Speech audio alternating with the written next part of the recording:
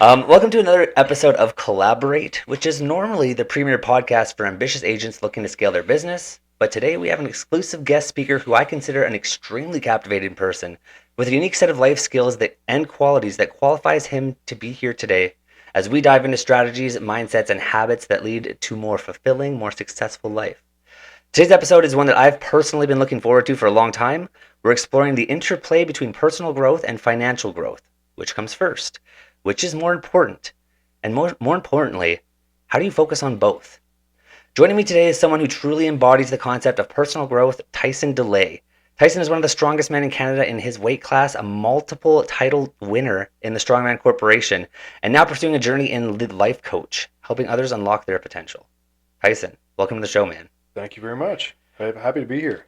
Tyson, before we dive in, I heard this quote the other day, and I know you read this before. Yeah. I let you check out my, but this is true. I read this quote the other day, and I think that it matches you to a T. And so I wanted to make sure I jotted it down and shared it with you today. Mm-hmm. And it was: strength isn't just about lifting heavy; it's about how you carry the weight. Absolutely. There's a massive difference because you can see people who are they're just reefing the weight around, moving it in whatever way works, and it's usually horrible and terrifying to watch because you're worried about their bodies ripping to pieces. And then you see someone do like a very clean lift or move weight in a very clean, what looks like almost like a fluid way, and that to me is so much more impressive. Well, and I think the reason I wanted to jot that quote down so bad is because it correlates to not just lifting weights in the hyperbole sense here, but actually like the lifting weights throughout life. Like, let's say it's not just about the heavy shit that you lift, it's how you lift it. Mm-hmm. And I think that carries through to so many different realms. Absolutely, because I mean, like, look at the weight of being like a father. Look at the weight of being a husband. Yes. Look at the weight of being like the provider for a family. Like, Yes. these are all kinds of weights, and some people are crushed under these things. Yep. The weight of failure. The weight of aspiring to something for so long and then coming up short. Like, these are things that crush people and kill people. Like, there's a reason why there's a high suicide rate in our society.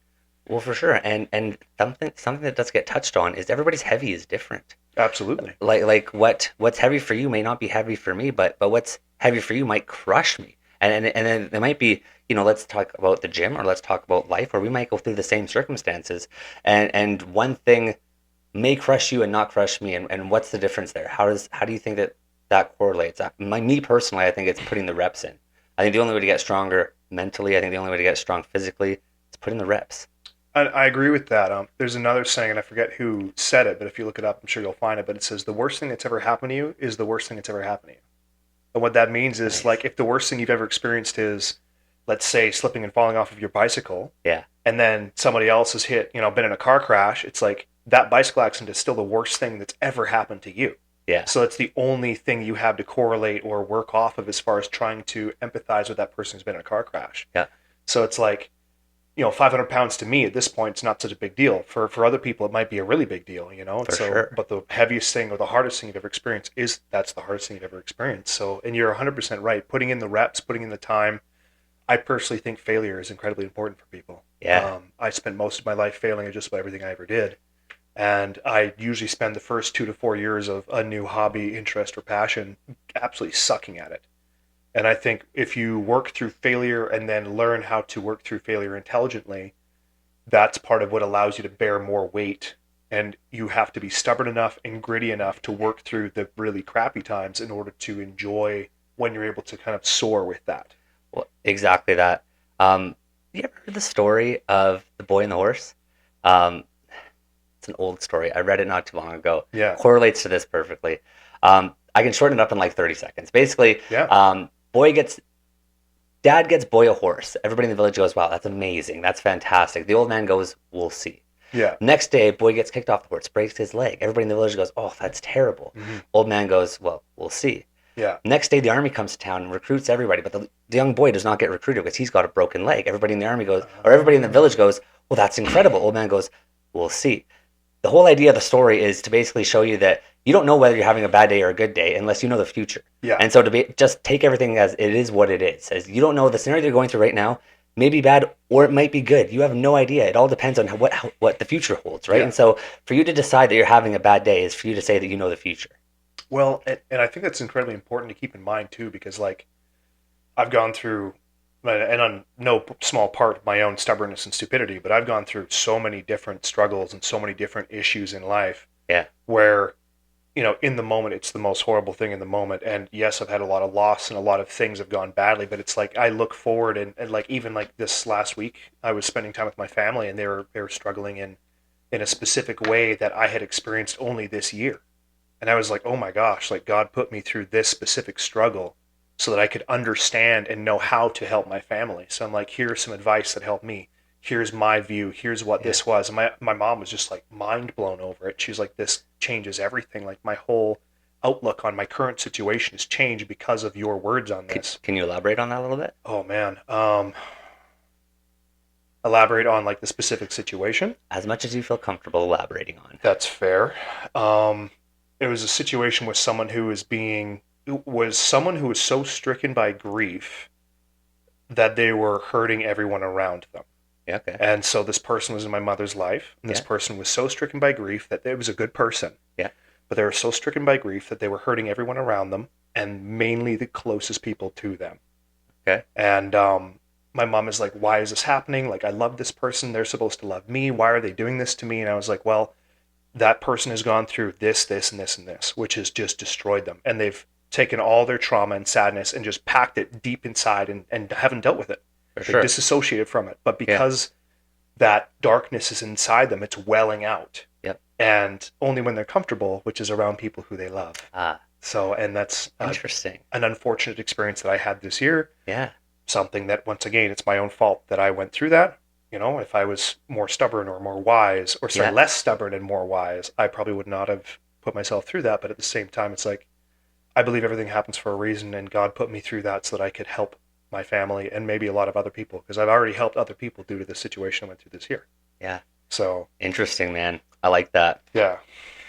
Let's go back to the beginning. What got you into strongman? Because I think that's what you're most well known for. Yeah, absolutely. I would say for sure. What sparked that journey? Because I know that it didn't just start as like you started lifting weights and No. decided you were going to be the strongest man in Canada. No, do you want the long form, which is probably like 15 minutes, or do you want the short form, which is like 5? No, long form. Okay, long form. Yeah, yeah, Okay, yeah. so since I was a little kid, I was always like, we didn't realize it, but I had a digestive issue. I'm celiac. Okay. And I also had lactose intolerance. So Yeah. I didn't know this as a kid. I didn't grow. Like I grew super, super slow. My older brothers like shot up. They were 6 feet tall, 14, 15 years old, Yeah. I was like a very small child, like very undersized. I looked malnourished. Yep. I ate a lot. My parents didn't understand. They're like, maybe he just has super high metabolism. The whole family has high metabolism. Yeah. So, excuse me.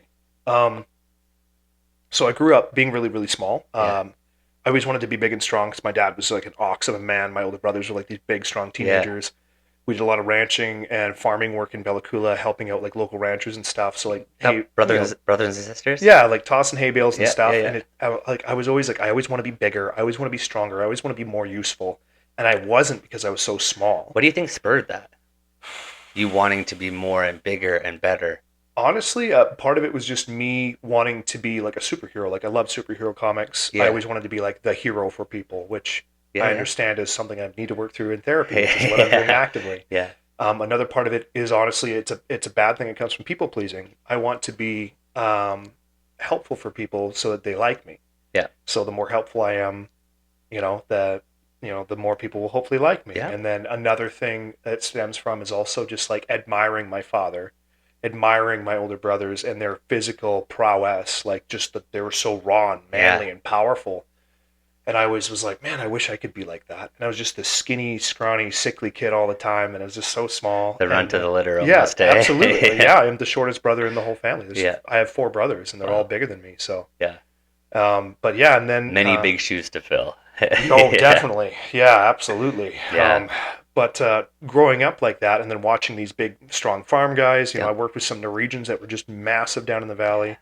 My older brothers, like I said, were really big. As I grew older, I started trying to take more pride in like me as my natural self. Because I was like, I worked really hard to be athletically capable. Yeah. I worked super hard in martial arts. Yep. I was like, I'm the little guy, but I can find ways to make that work for me, right? For sure. And then there was one day where we had a car accident. We slid off the road, my dad and I, and we were only about probably like a 5 to 10 minute drive from my brother's place. So I jogged down to his house, Yeah. grabbed my brother, had him come up and help my dad. And the car was only a little bit off the road, but my brother, he's this ginormous guy, Yeah. shoves his arms in the wheel wells of the front, picks up the car just enough to get it back onto the road. And I was like, I could never do that. I'm just Yeah. not big enough. Yeah. And I was like, something clicked in my head, and I was like, I need to get bigger. So I Yeah. started eating and eating and eating and like doing some Cool. studies. And I also, it was about the same time because I was in the trades, I believe. And Yeah. I think it was either I was in the trades for a while or had just gotten into it, but I realized all the guys were like, we have elbow pain, shoulder pain, knee pain, back pain. And I was like, Yeah. what can I do to not have this? So I was talking to my mom about it because she's like this holistic health person, right? Okay. She's like, well, you should lift weights. And so I was like, okay. So I made a trip down to, back home, and Yeah. mom showed me how to squat and deadlift. And I was like, okay, Easy. I'm good. So then I started going to the local rec center. Yeah. I bought like a couple like of those like old sand weights from the 80s. And I was like Nice. working out at Yeah. home. No idea what I was doing, but I was, Yeah. and my mom's always been a research lady. So Yeah. I remember watching her just pour over research reports on different foods, vitamins, Cool. lifestyles. Like she's always been like that. Yeah. So that's what I started doing. So Okay. like my first year of working out, I think I went through about 300 different studies on like weightlifting and weight gain and how to get bigger, how to get stronger, how to do it Crazy. long term. Because Yeah. like another goal was like my one for my grandparents, like my one grandpa was like very very unhealthy Yeah. and struggled a lot, and I didn't like seeing that. And then my other grandpa was like this super healthy, vibrant, energetic person, Yeah. and he still is to this day. Yeah. And he's like 80 something, but well, I think he's 80 anyway. It's close to it, if not. Yeah. But anyway, so I was like, okay, I want to age well. I want to be super strong. I want to not get hurt. I'm going to go to the gym and put on 10 or 15 pounds and get bigger. Just be a god of a human. Yeah, that was my plan, right? It was Yeah. like just like improvement. And Yeah. then I started lifting, and then eventually met a super nice guy, a local guy, and he invited me to come to this powerlifting show with him in a couple weeks. And I was Cool. like, sure, I'll try it out. Never powerlifted before. Let's go. How much did you weigh at that point? 170 something pounds. This was like 2-3 years into my weightlifting journey. Okay. So yeah, I was very new. Yeah. Got last in my class, didn't even care. I was just so happy to be there. I Yeah. was hooked from the moment it happened. Yeah. Just the energy was just amazing. For sure. And I remember competing a couple times over the next year and a bit, and just thinking to myself, like, hey, this is great, but statically speaking, if we're just talking barbell strength, I'm abysmal. Yeah. I'm so weak in comparison to these other guys. It's like, For I wish sure. there was a sport where I could lift weights and also move with weights. Yeah. And at the time, CrossFit was really big, but I was like looking at it from a holistic point of view. Most guys in CrossFit are dealing with a ton of injuries, and they're encouraged to stay smaller and lighter. My natural body size, I probably would have done a lot better in CrossFit than in Strongman, but Yeah. Fair enough. and I've like always been super athletic. Like I Yeah. did, very high level soccer and very high level martial arts, Yeah. and I was like, no, I'd rather pursue pure strength and get as big as I can, because that was my original issue, is I just wasn't very big. Yeah. And then I found, by chance, I found out about Strongman. I actually Cool. found it because my roommate was watching Game of Thrones, and I saw Oh, Thor on Game of the Thrones. mountain. Yeah. Yeah. And I Yeah. was like, there's no way he's actually that big. And I Google him, and one of the first things that pops up is a YouTube video of him winning, I think it's Europe's 2014. Yeah. Okay. And I was like, what the hell is this sport? Yeah. This is weird. He's lifting logs, they're running with sandbags, they're lifting stones. I was like, this is exactly what I want to do. Yeah. And then I found a way to find out how to get involved with the sport. Took me a year and a bit to find it, Yeah. and I finally found it, signed up for a show, went to it. Didn't win it, of course. And then I came back here and was like, I want to do it here. So I ran a show here with the help Yeah. of some local rugby players, Yeah. Yeah. Grant and Zoe. Yeah, Grant and Zoe. They were super cool. Yeah. But anyways, so that happened, and I was just hooked at that point. I just started competing and getting crazier and crazier with it, and Yeah. now I'm the Canadian champion. How many shows did you compete in before you actually took a win? Because that's Um, I think that's an important one as far as mental yeah, strength goes too. Because you have a lot of guys that jump into something and they take an L and they take another L and take a yeah, third L and then they never try it again for the rest of their lives. Whereas if yeah, they would have tried that fourth time, that fourth would have been the gold. You know what I yeah, mean? So many people put so much effort in and they quit right before it actually clicks. yeah, yeah. So I competed 3 times before getting a win. I didn't see it as a win though, because the guy had less experience than me, and he was from a different sport. He was an Olympic weightlifter. Okay. So to me, I was like, hey, I want to show, but I want to show against a guy who doesn't even train for this sport. I Yeah. was like, so I Yeah. didn't. In my mind, I was like, hey, good job, Tyson. Move on to the next thing. Get better. Yeah. And then the next year I jumped into the next weight class up, which then got scratched, and they put us into the next weight class up. So then I'm competing against guys who are like on average 40 to 70 pounds heavier than me. Now it's fun. But now it was wild Yeah. because I remember Yeah. like peaking for a show, hoping Yeah. I don't, zero the deadlift. I'm like, Yeah. I just want to get one rep, and then other guys are like ragdolling it for 10 reps, and I'm like, oh my gosh, I'm so like, it was so over my head, and I was like competing again and again and again, getting last place on average, like just Yeah. averaging last place for so many different shows. Finally qualified for nationals.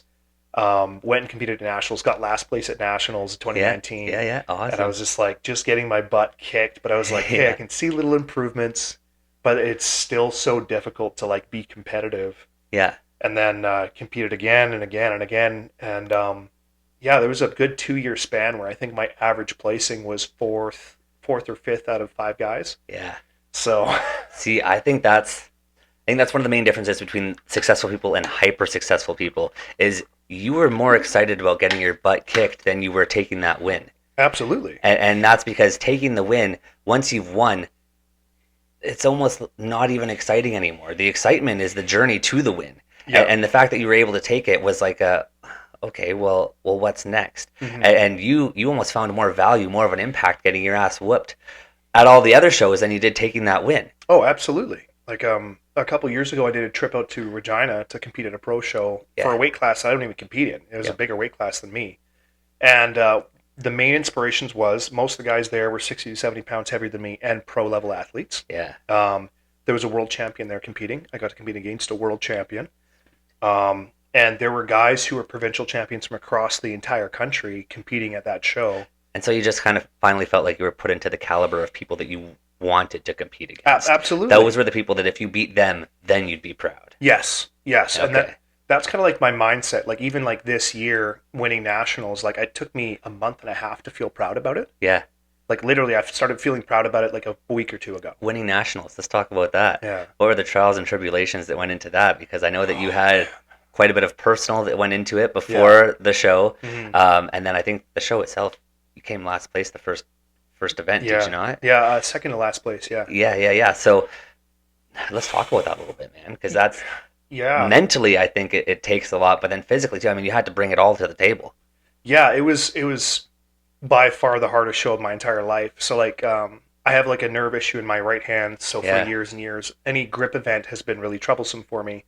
This is the first year I know of in all of Canadian history with any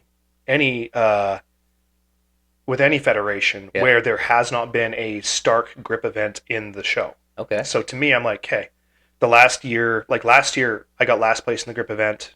Still worked my way into second place. Yep. The year before that, I came seventh or eighth out of 10 guys in the grip event. Yeah. Still worked myself into second place. Yeah. This year I was like, okay, all I have to do is come mid pack in the grip event, and Yeah. I'll be laughing. I'll be able to win this show easy. Yeah. Well, I screwed the first event, which got switched on us. It was supposed to be a different event, and then it got switched for my weight. I think my weight class and one other weight class got switched around. So we were getting ready for one event, and then we were told we were actually doing the other event, and then we were told we had to wait for another like hour. So like we warmed up for two different events, and then had to wait an hour and then go up and compete. But all the guys in my class had the same problem, so Yeah. it was uneven playing field. Yeah, It was just fair a bit enough. of a It wasn't mind- just you. Exactly. Yeah, Yeah, it wasn't just okay. me.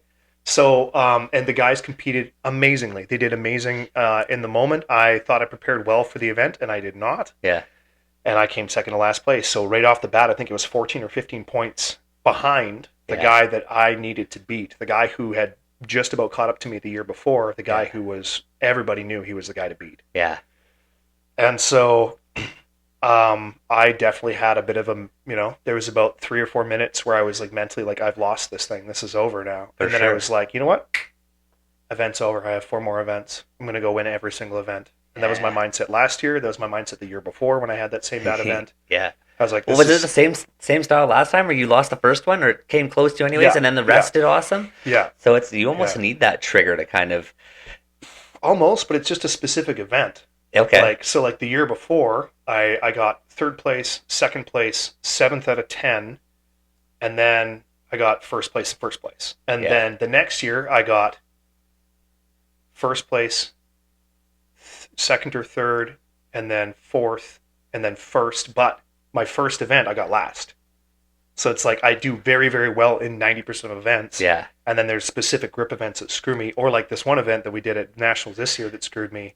Wasn't very grip intensive, and I still pooched it. So Do you think failing your first event, not failing, but you know what I mean. yeah, sucking. Sucking the first event. Do you think that you would have done as well in your other 4 events had you have came first in your first event? Absolutely. Okay, Yeah. cool. And my reason for that is because like if I'm competing, we're redlining. Like we're going all out, 100% effort every single event. We're not putting the gas off on anything. Yeah. Because even on the last event, all I had to do was load the 4 stones faster than the guy who I was trying to beat. Yeah. There was 2 guys that loaded all 5 stones. Yeah.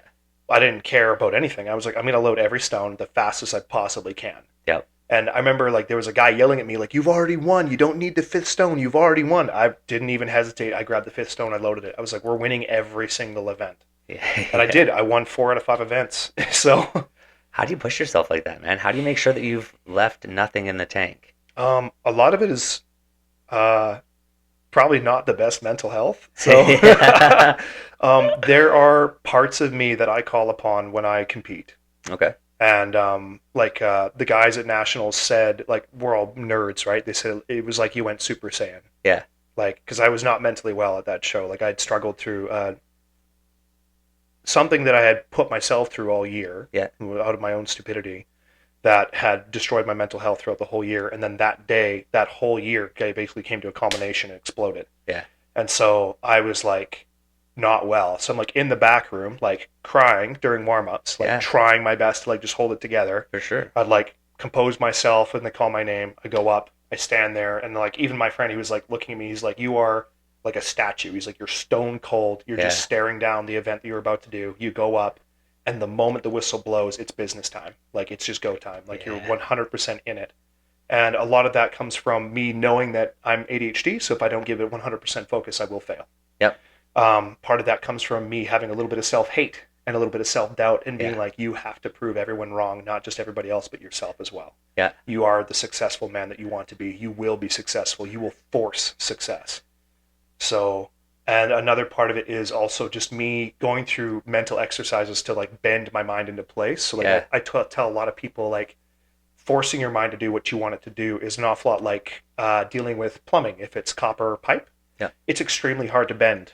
And it's extremely difficult, but it's doable. Yeah. So if you grab the copper pipe and wrench it into place, it will go. And that's how your brain is. You can force it to do what you want it to do. Do you think that you need to be applying that level? Like, what I'm trying to get at is if somebody's in a position right now in their life where they have a job that they don't love, and they feel like, how do they give 110% into a job they don't love? What I'm trying to say is, do you feel like you have to be passionate about what you're doing, or can you empty the tank into something that you don't even love and still know that you put 100% into it? Absolutely, you can put 100% into anything. Yeah. It takes practice if you're not passionate. Discipline. Like there's a lot of things that make things easier or make things better for your brain, right? Yeah. If you're not passionate about something, it takes discipline. Yeah. And discipline is a learned skill. It's not something you're born with. For sure. Some people have greater willpower than others naturally, and some people have to work way harder for it. But it is a learned skill. Coming from someone like myself who has had very few learned skills, has had very few natural skills. Yeah. You can learn anything. Yeah. If you have the stubbornness to stick to it. Discipline, I think, is a big one. Consistency too. I mean, you can get anywhere on consistency. Absolutely. Yeah. I mean, that's a big part of like the only reason I think I've been successful in this sport at all is because for years and years and years and years, I made sure to get in my 5 meals and get in my 4 training sessions every week. Sure. And made sure to not shirk on my program. And, it's like, if you just keep showing up and putting in the work, like I remember there were guys who, when I first started, they were so far ahead of me. It was ridiculous. And I passed almost all of them. Yeah. That's a huge one too. Same deal. The guys that I used to compare myself to are now so much further down the ladder than I'm at. And it's like, you hit your goals and it's always what's next. Like your goals have to be evolving with you, kind of deal. Absolutely. And I think that's incredible. I want to kind of switch the gears now. We know about your discipline. We know about your consistency. Mm-hmm. We know about your mental state on how you like to approach scenarios. I want to dive into the core of today's discussion, which is personal growth versus financial growth. Now, you've spent most of your life focusing on personal growth. Mm-hmm. Why do you believe that's the foundation? I'm not going to lie and say that it's the best thing to do because obviously my finances aren't in the best situation right now. But it's like for me, I think if I don't have like health is wealth. Yes. If you don't have your physical health, but you have all this money, what are you going to do with the money? You can't enjoy it. If you don't have your mental health and you have all this money, Yeah. all that money is going to go away real fast. Yeah. So to me, it's like if I get my mind right and I get my body right and then I get my finances right, then I'll have the trifecta of all the things I need to do and have to have a really good life. Yeah. But mental health is a constant battle. Physical health is a consistency game, like what you said. Yeah. Yeah. And financial is very much the same. It's Yeah. a battle that is all about consistency and showing up and just doing the right things over and over and over again, and then basically cutting your losses when you do the wrong things. I think you're exactly right. I want to go, you know what? I want to cut right to this part. Um, I think that this touches on a lot because we're going to talk about a lot of personal goals, but then we're going to talk about financial growth as well and how they correlate. What does your morning routine look like?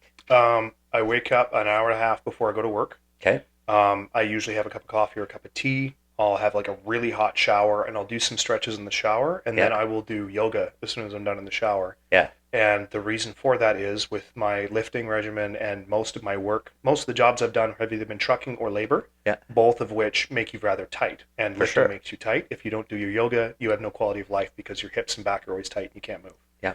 So, and then I prepare my food, prepare my morning shake, and then I usually head out the door. But it's like I have that hour and a half to Yeah. prepare my mind and my body and make sure everything's good and in line before I go to work. Yeah. So I've talked to quite a few millionaires, a couple billionaires, and they've all had. You basically described their morning as well, Mhm. which is why I wanted to bring that up because I think that personal growth is so intertwined with financial growth. If financial growth is your goal, Yeah. I think personal growth is where you want to start because I've talked to. Okay, so this is a great little story. I've talked to a lot of agents and this is I'm a real estate agent, so this is why Yeah. I'm pretty biased on the stories that I have. Yeah, absolutely. But I've talked to a lot of real estate agents, and they've gone off on how they were able to hit an insane amount of success in a short amount of time. Yeah. But the thing that happened to them on their journey of success is they gained 40 pounds. Yes. They went through a divorce. Yeah. They lost, they were so focused on this one thing that all of the other things fell apart. And so in order to get that consistency, I feel that.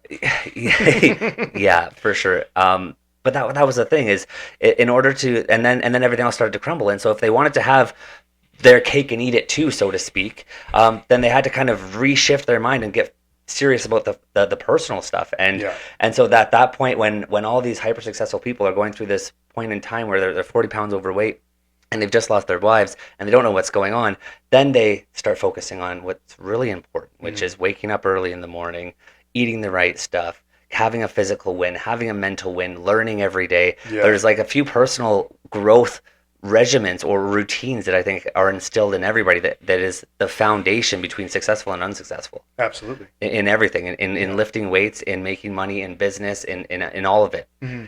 Yeah. Yeah. And I think that, like I said, your morning routine is the exact replica of all of these other people's morning routines. So I think that just kind of highlights that highly successful in finances or not, the same people are doing the same successful morning routines. This is something I realized. Actually, my brother explained this to me. He used to play competitive World of Warcraft. Yep. So Cool. funny correlation. He was looking at because he was ranked. He was one of the best guys in the country. Yeah. And he was looking at all the other top guys in the country, and most of them were. One was a pro bodybuilder. Two of them were very World of high- Warcraft. Really? Yeah, pro Crazy. bodybuilder, World of Warcraft. So Cool. a lot of weightlifters are nerds. Okay. Most of the guys I know in the weightlifting community play a lot of video games, watch a lot of anime. Yeah. Cool. So, but anyway, there was a pro bodybuilder. That's a statistic you don't ever hear. No, exactly. Yeah, yeah. We're nerds. We just like to lift weights. Yeah. Man.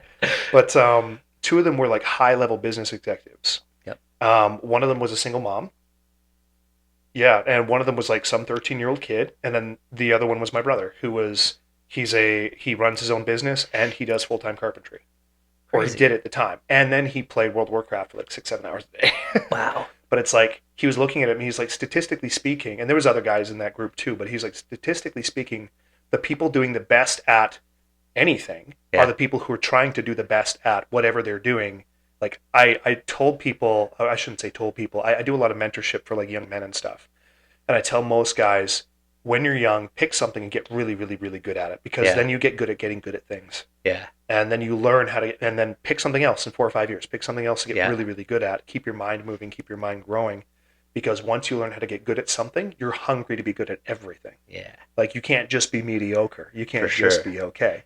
You know? And until you get great at something, you don't even know what that looks like. That's exactly right. So these guys who are like these high level business guys, this pro bodybuilder, people like my brother, like they were trying their best to get the best that they could at everything. And so Yeah, even this silly video game, which really means nothing, yeah, they're putting their all into it and they're very successful in that field. for sure. So yeah, Well, that's exactly it. It's like if you try to be good at everything, you'll be kind of good at lots of things. Where if you try to be really good at just one thing, you'll be better than the top 1% of people in the world. absolutely.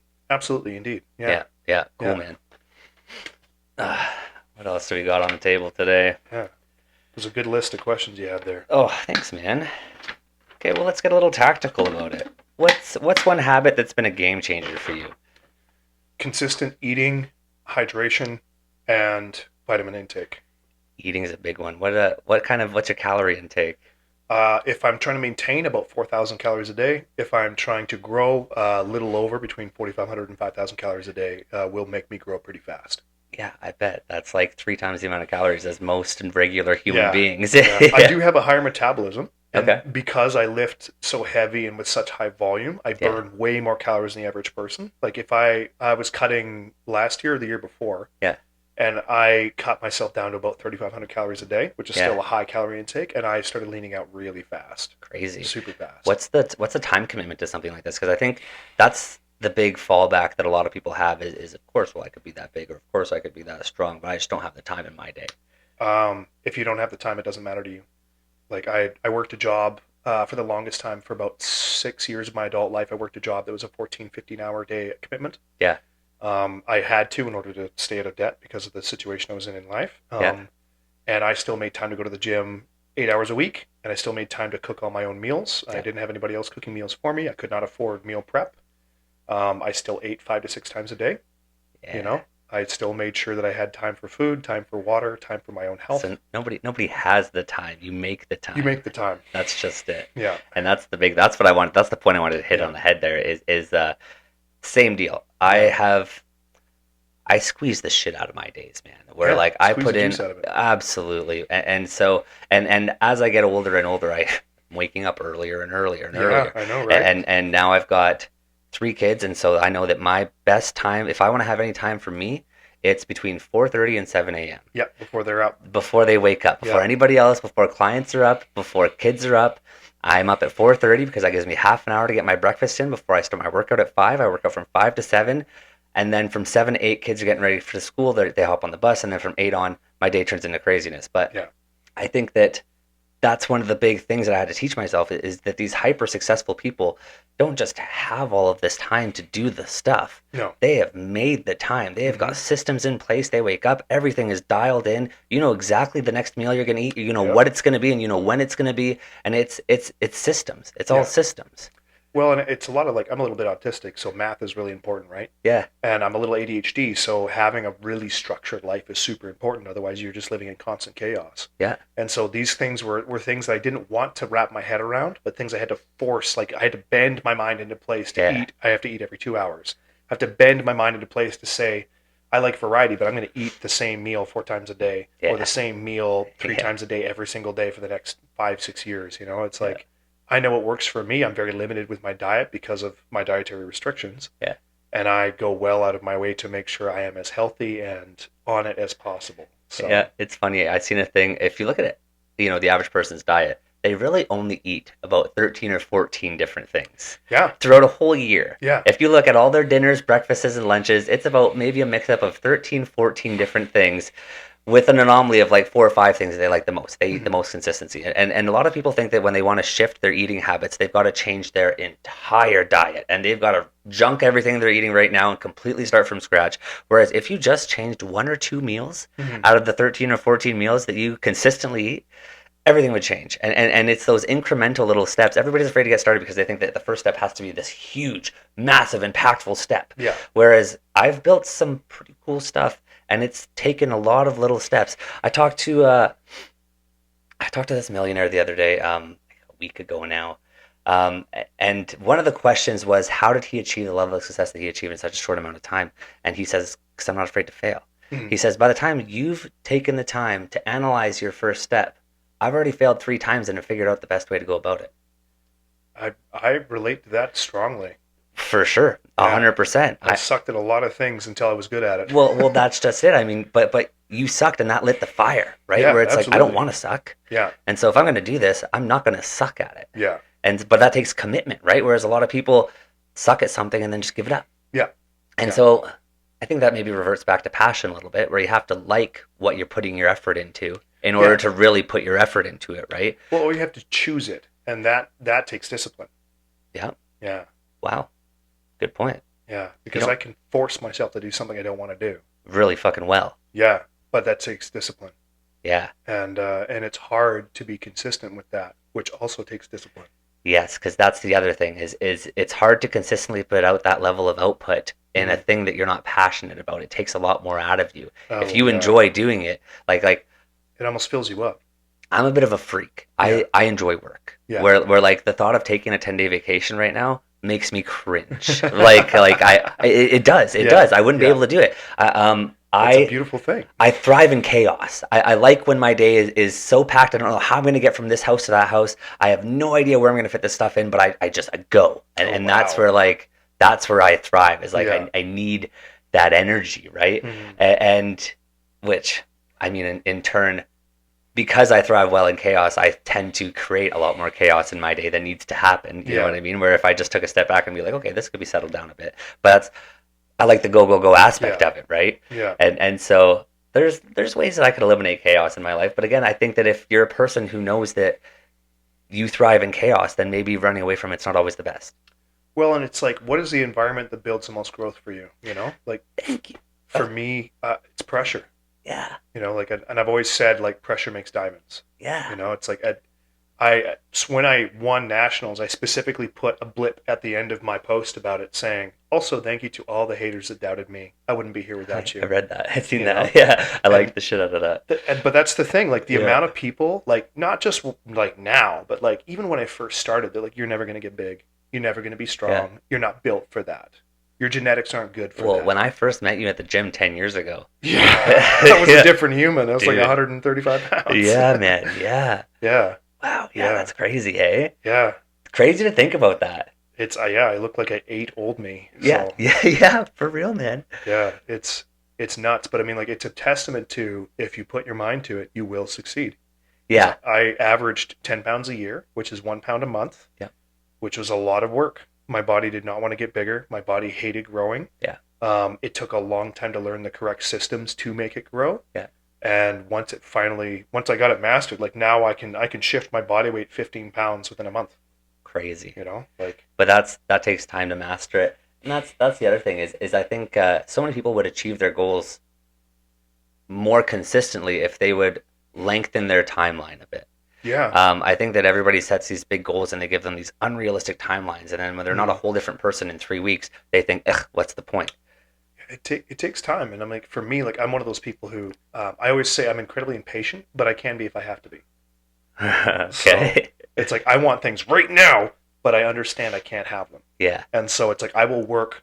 I will work as if it's going to change tomorrow. Yeah. But I'll do that for the next 5 years. Well, I think anybody who's in the gym space has that muscle of delayed gratification, Absolutely. where the what's that old saying? The day you plant the seeds, not the day you harvest the fruit.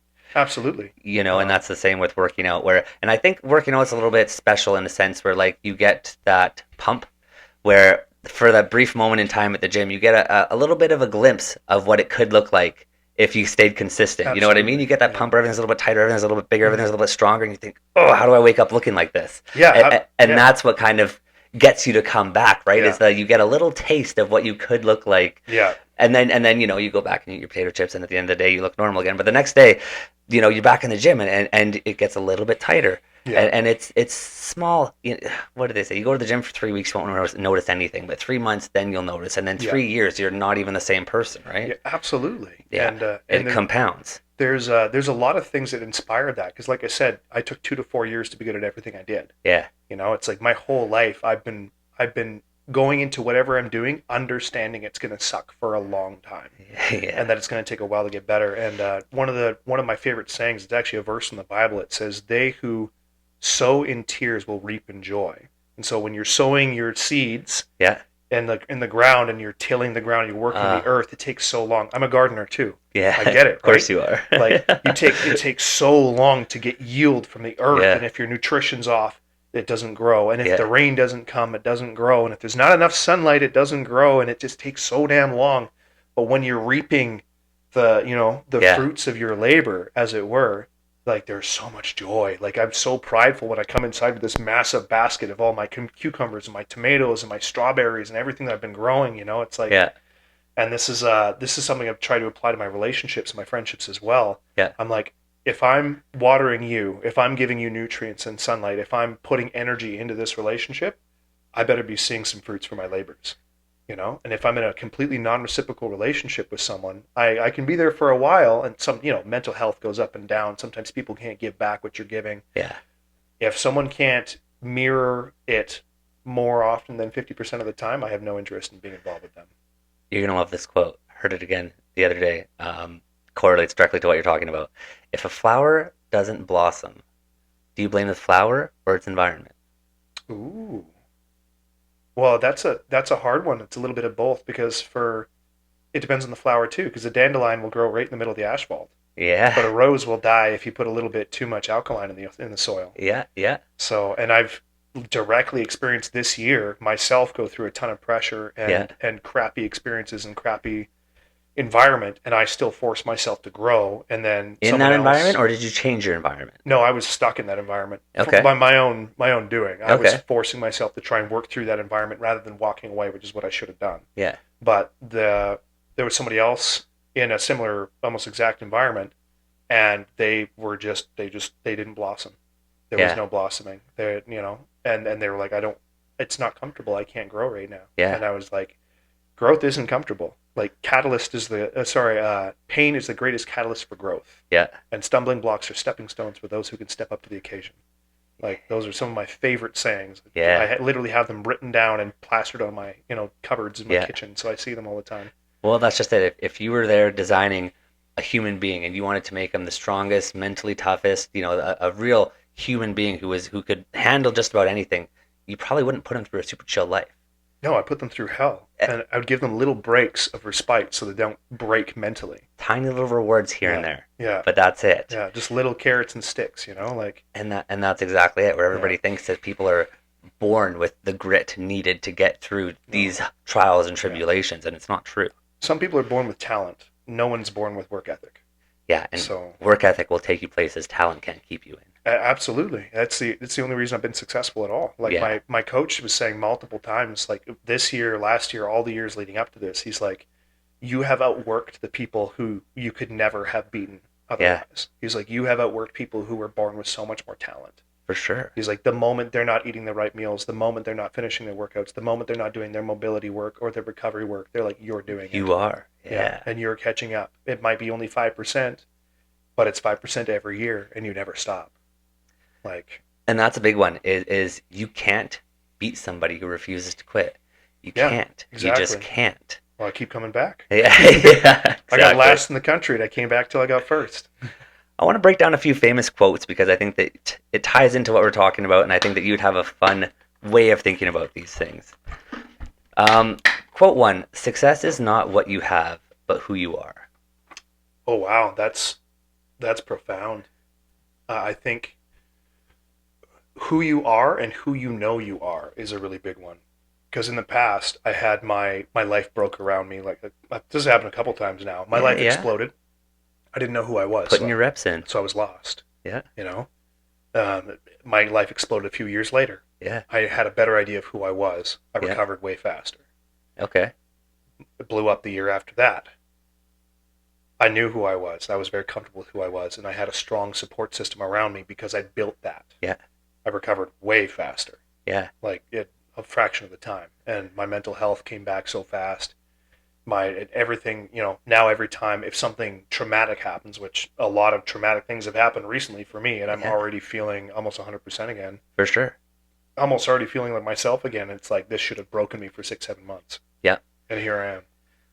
And it's the recovery time, right? It gets shorter and shorter every time you go Mm. through one of these things Yeah, because you build the systems to recoup. Absolutely. Yeah. Yeah, yeah, Well, yeah. there's mental toughness and there's strength and there's support systems and all this other stuff, right?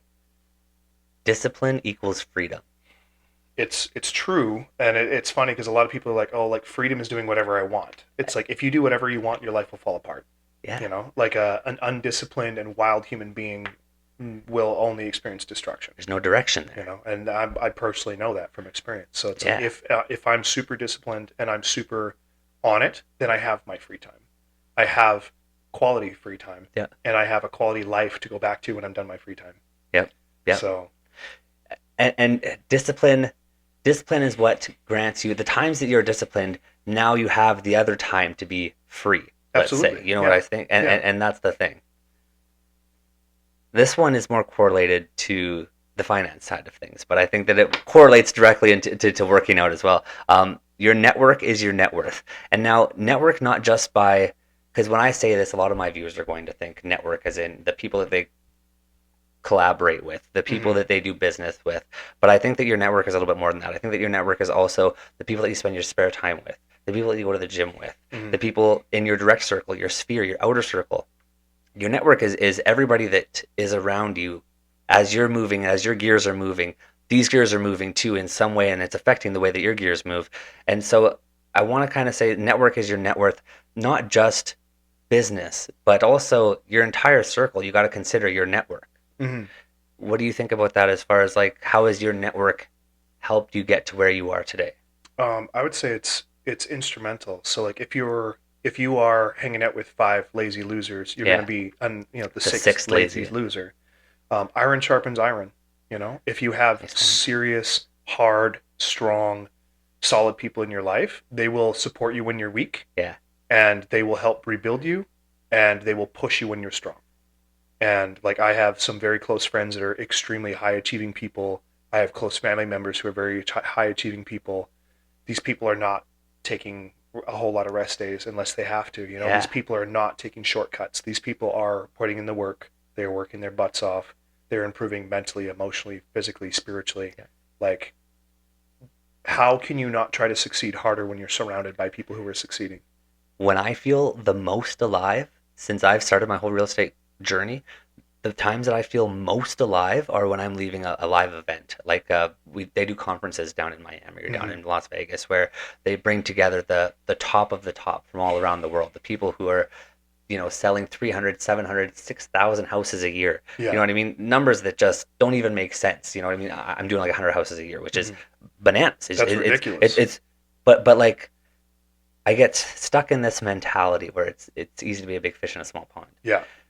Where here, right now, that sounds incredible, and I'm super grateful that that's been able to grow over the short amount of time that I've been in it. But I feel the most energized or the most alive when I go to one of these live events and I am sitting next to a guy who has a jet collecting dust. Yeah. You know what I mean? Or this guy hasn't drove his Porsche in like 3 months. Doesn't even know if he wants it anymore. Yeah. And that's the kind of stuff where I'm like, whoa! Mm-hmm. I thought I was big. Yeah. I thought I was doing big stuff, and I thought that I had a big name. And then I go and I sit next to these guys who are like, my big moves are like not even something they would get out of bed for. Yeah. And it's like, whoa! Yeah. I need to work so much harder. Yeah. What about you? Because I feel that that's probably the same as when you go to a show. When I go to shows and compete, absolutely. Yeah. And it was a funny saying because I said when after I won nationals, I put up a post saying I'm excited to get strong now. Yeah. And guys are like, oh, he wins the Canadian nationals, and then he talks about getting strong now. And I'm like, you have no idea. Like I went to Worlds last year. Yeah. I got my butt kicked by guys in their mid 40s. Yeah. Like, there are guys who are like 180 pounds who are deadlifting 700 pounds. Like there are monsters out there. Like there are guys who are so many layers ahead of me, so many levels above me. Yeah. It's unfathomable for most people to even think about. Big time. And it's like same as with you, like you were talking about like, your big moves or these guys is like small fries. It's like my max efforts are these guys' warm-ups. Yeah. It's like and these are the guys I have to compete with.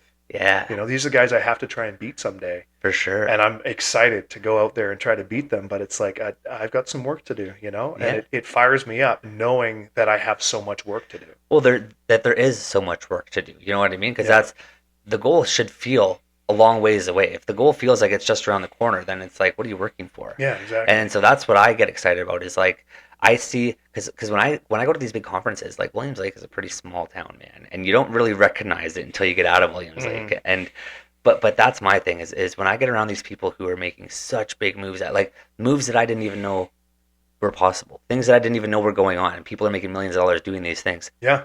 Blows my mind. Yeah. And the same deal with you, where when you bump shoulders with a guy who's 180 pounds, and the next thing you know, he steps on stage and he lifts 700. Yeah. It's like, whoa, Yeah. cool. It's wild. Yeah, It's wild. Like there are people out there who are, to us, they're doing unfathomable things, and unrealistic. and we are to normal people doing unfathomable things. Yeah.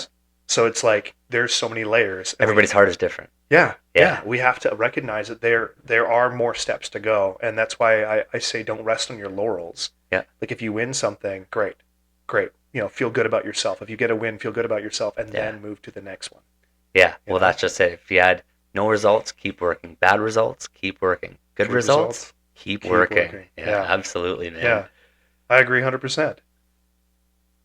All right, let's give some actionable takeaways. Tyson.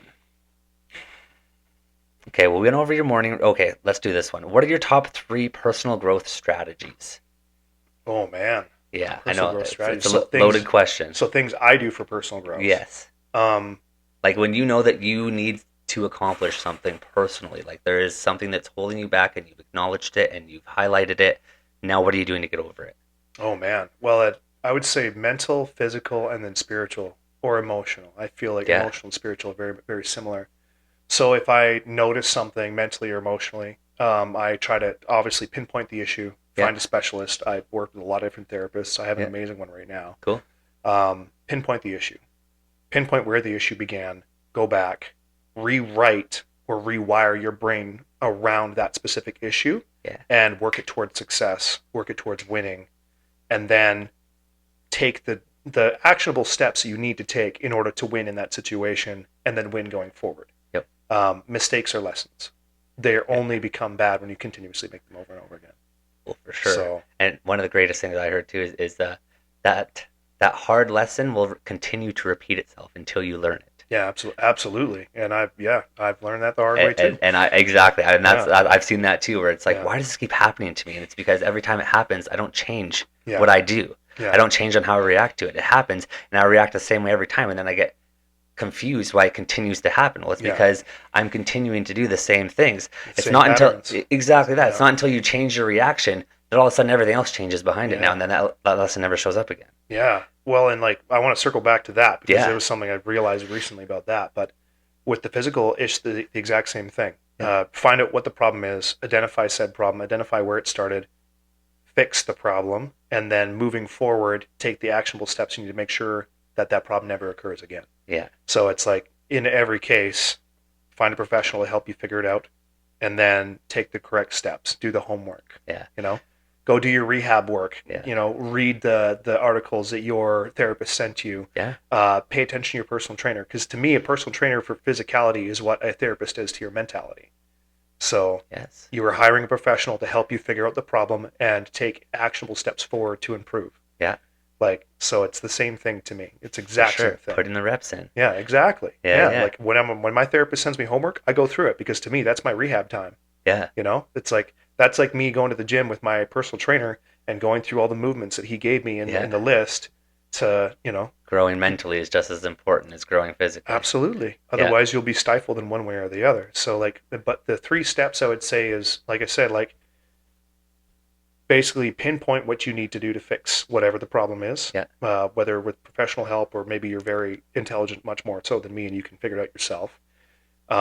Take the correct steps moving forward, and then do everything you can to learn those lessons hard. Yeah. Because if you don't learn the lessons, you will make those same mistakes. It'll keep showing up. Yeah. Yeah. Yeah. But circling back to what I was saying before. Yeah.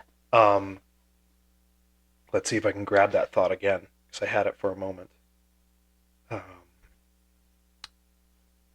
What was the first thing we were talking about in this list? The mental health thing. Well, your network is your net worth. Oh no, that was a different one. Maybe we'll circle back. But anyway, let's Yeah. hit the next thing. Sorry. That's fine, man. Okay, so if we were to flip, okay, so this is what I think is so cool. So if we were to take all the things that you just described and now applied it to financial, it all correlates to the exact same thing. Find the Mm-hmm. problem, fix the problem, Mm-hmm. and then never make the problem again. Yeah, It all makes perfect sense, right? And so that's absolutely. why I think this is such a big one is personal growth, financial growth. However, growth is growth. Growth is growth. Growth Yeah, is the growth. systems are the same. Yeah, Exactly that. You yeah. break down however you want, but growth in any realm requires the same steps, Yeah. requires the same discipline, Mm-hmm. requires the same consistency. Mm-hmm. It's whether you want to grow in any field, all the same steps apply. Well, and for me, it's like I actually put in my life goals for this year or this next year, so 2025. I put approach finances and relationships with the same seriousness of preparation that I do for my competitions. Oh wow, Because my competitions, it's like when I'm 6 weeks out from a show, everything else, is everything non-existent. everything else takes a backseat. You Yeah, know what? I'm like for that 6 weeks, training, eating, sleeping, recovering. That is my entire existence. yeah, Like nothing else really occupies my mind the same yeah, as during that 6 weeks. And so it's like now I'm like, okay, I need to start approaching my work life like this because my work life for the last while, it's like a job's a job. yep, Makes the money, yep, pays the bills. You know, it's like now I'm like I need to get more serious, which is why I'm well, and we'll dig into it later, but like why I'm more getting more serious about my personal business. But and then with my relationships and my relationships, it was funny because my mom said this a while ago. She's like, well, at this point, she's like, you've made a lot of mistakes and learned a lot of things, and now you're very, very good at relationships. But there's always, if you're very good, like I'm now a pro athlete, I'm very good. I can always be better. yeah. You can always be better. Oh yeah, for So sure. you know, And it's and that's the other thing too is I think you have the trait of well, how do you say it properly? Never being satisfied.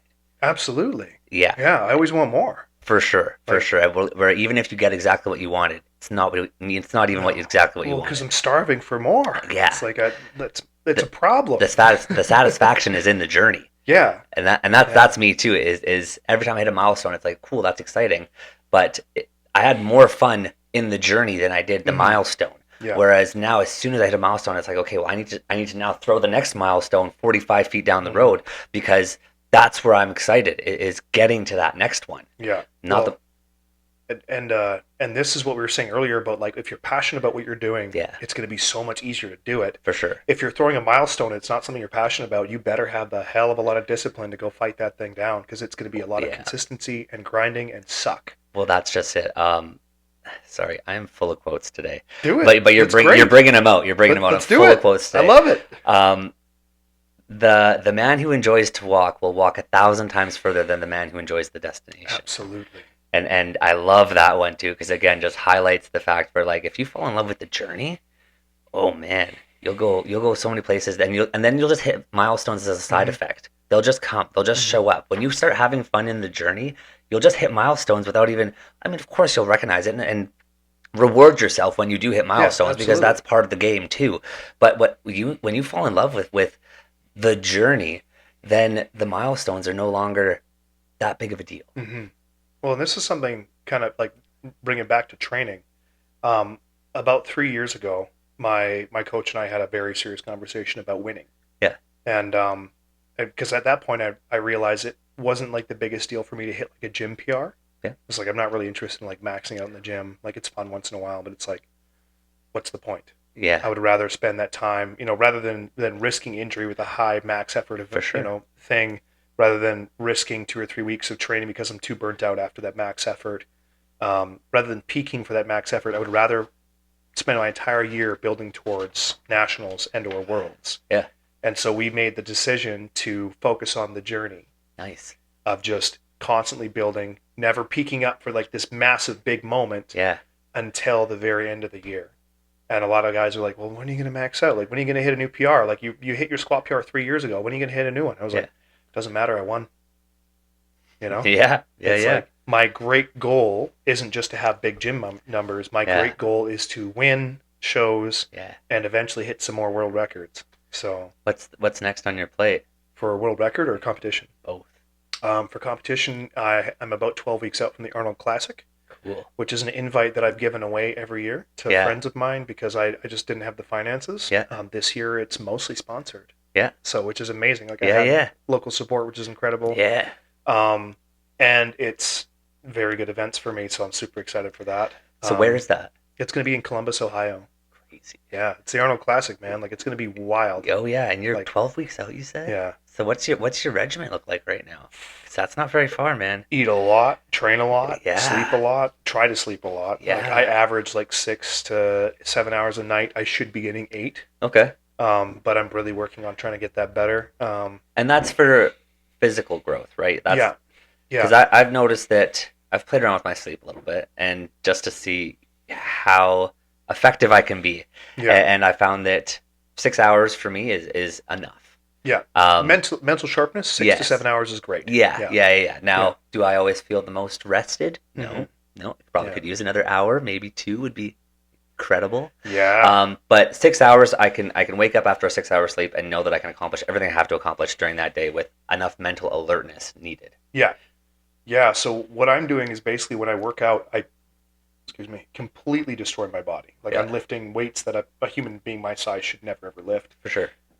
and I'm doing it for reps, and then I'm moving fast with it as well. Yeah, It's very hard on the body, hard on the joints, hard on big my time. nervous system.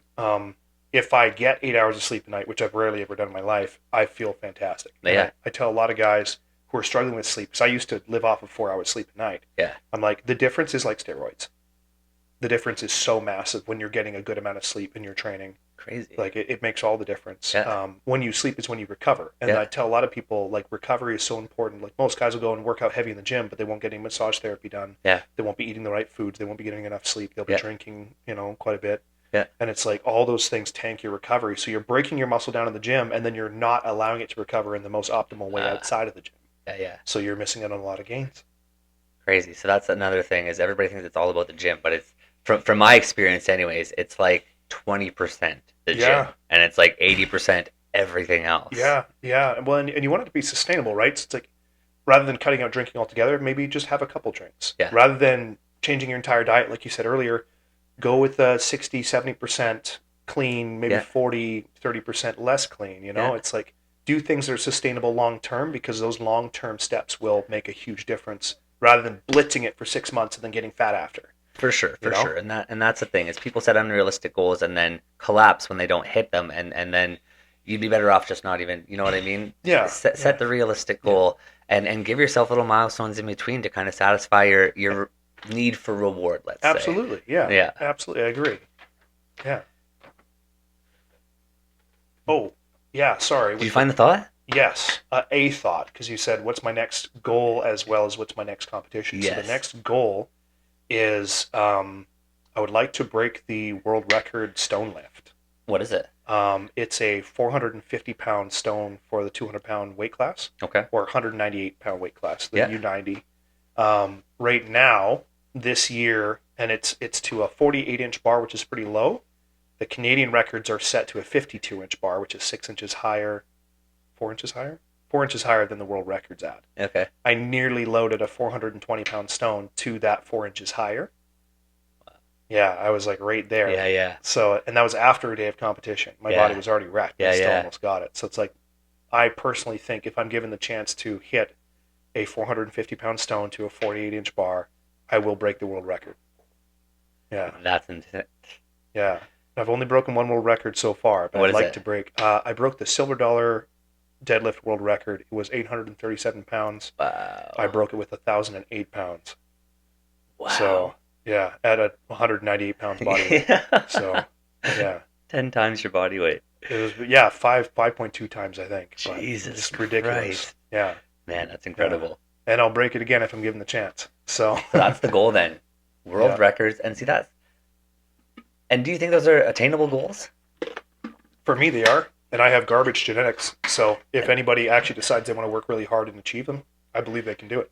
And that's such a huge highlight, man, because again, I want to speak to the fact that like when I met you 10 years ago in the gym, you were a small dude. I would have Hmm. never thought if you told me that on that day that your goal was to crack the world record for the heaviest stone ever lifted, Yeah. I would okay. Yeah, Yeah. yeah, right, Yeah, right. yeah, But that's yeah. everybody thought that because I was like, Yeah. I'm going to be strong. I'm going to be really strong. I'm going to get big. Yeah. Everybody laughed. Yeah. Literally everyone. There was like 2 people that believed, and it was Yeah. my parents. That's it. Yeah. Yeah. So I Thank always God. say I wasn't given a whole lot of good things in this world naturally, but my parents have always been amazing. Yeah. So very That's blessed. important. Well, Yeah. that's beautiful. Yeah. What is one thing that somebody could start doing today to grow personally? Somebody's going through a hiccup or a speed bump, and they're just trying to figure out an actionable step that they can take to just make them feel like they're one step closer to the goal. Yeah. What? 3 things firstly.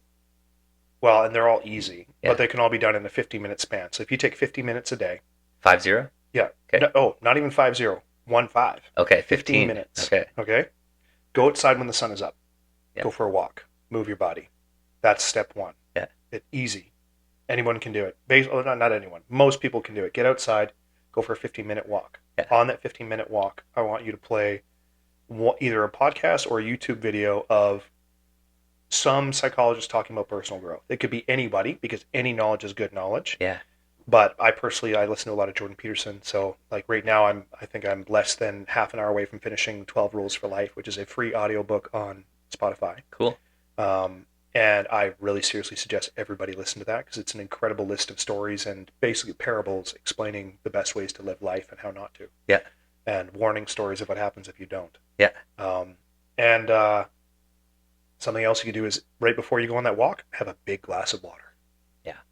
Like those are 3 things that will, if you do them every single day, they will greatly improve your life.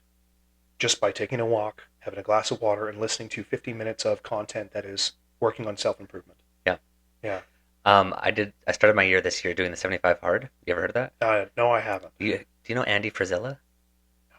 Another podcast that you would love getting into. Probably. Yeah, he's a little intense, but That's good. Yeah, it's good. We're crazy. It's an intensity that I think is missed. You don't Yeah. see it very often. Yeah. But he does a challenge called the 75 hard. It doesn't do the challenge. Anybody can do this challenge, but the challenge behind the 75 hard is it's 75 days long, and it's 75 days long because you've heard it 1,000 times where you do something for 3 weeks and the habit's there, or you don't do something for 3 weeks and the habit's broken. How many things have you done for 3 weeks that you don't do anymore? You know what I mean? Like, Yeah. I think that, and so the idea behind the 75 days is it takes a little longer than 3 weeks to really turn a habit into a habit. Absolutely. And so do it for 75 days, and there's only 6 rules. Yeah. That you have to do for 75 days straight, and it's the same 6 rules every single day. Oh, perfect. Exactly that. It's 2 workouts, 1 indoor, 1 outdoor, and exactly like you said, it's get outside. Yeah. Get some sunlight on you. It's huge. It Mhm. is huge to get outside. Great for the lungs. Yep. Great for the skin. Everything. Get outside. Well, the vitamins from the sun, natural vitamin D. So 2 workouts a day. 1 can be inside. 1 can be outside. They can both be outside if you wanted to, but 1 has to be outside. Drink a gallon of water. Perfect. Read 10 pages. Fantastic. No cheat meals. Yeah. Very simple steps. Kind of. Yeah. You start getting into it, and Yeah. it's like you got to really be careful about everything and making sure you hit it because it's all self-paced, right? If you don't, only you know if you actually did the things that Yeah. day, right? And so the course hits everybody different. For the ones who actually did it 10 out of 10 every single day, at the end of that 75 days, they're a whole different person. Yeah. You know what I mean? Where there's lots of people that do 75 hard, and well, they had maybe a donut here, or one thing that kind of takes the gratification away from it, Mhm. and so it hits different. It does. Absolutely. But that's the whole thing is the 75 hard is simply just do the basics. Yeah. Just the basics. Have a Mhm. physical win, drink enough water, learn something, Mhm. read a book. Not read a whole book, 10 pages. 10 you know pages, what I mean? which you can burn through The pretty 2 quick. workouts, they're meant to be 45-minute workouts. So hour and a half total. Which is nothing in your average day. If you're Like, disciplined with your time. and that's the thing though is the 75 hard is it sounds like it's this extremely hard thing, but I mean it's just getting used to the basics. Yeah. And that's the thing is I think the most successful people in the world, it's not about the fancy stuff. It's just they've learned how to consistently do the basics at scale. They've gotten really, really, really good at doing the basics. Kobe Bryant. I just listened to a guy. One of the guys he wanted to train with Kobe Bryant. And so Kobe said, "Okay, sounds good. I'll meet you at the gym 4:30." And at the time, this guy was dealing with Kobe's schedule, and Kobe goes, the guy who wanted to train with Kobe goes, "Well, you've got something at 3:30, you've got something at 5:30, so there's no way 4:30 will work." Yeah. And Kobe goes, "No, I'm talking AM." And so the guy goes, "Holy shit, okay, this guy's serious." And so, out of respect, the guy wanted to show up early.